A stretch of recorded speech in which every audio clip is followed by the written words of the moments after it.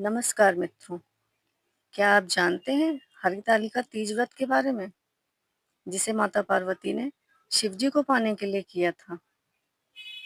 चलिए जानते हैं हरितालिका तीज व्रत के बारे में।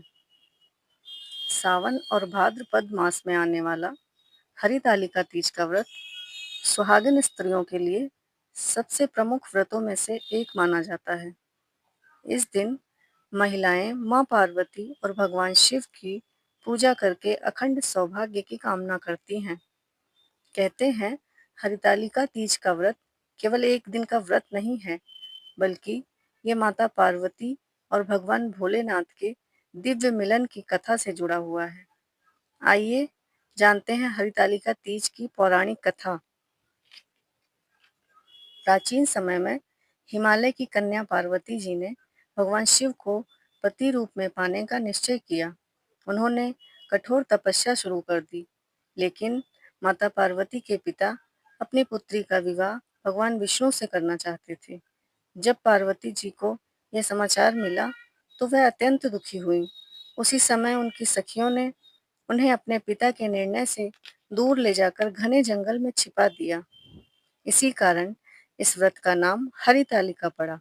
हरि अर्थात हरण करना और तालिका अर्थात सखी।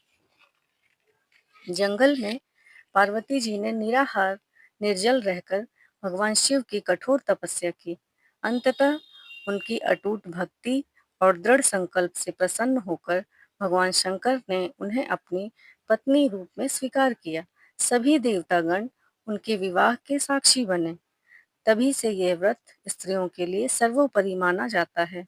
मान्यता है कि इस दिन माता पार्वती की तरह निष्ठा और भक्ति से व्रत रखने पर स्त्रियों को अखंड सौभाग्य का आशीर्वाद प्राप्त होता है और अविवाहित कन्याओं को मनचाहा वर मिलता है।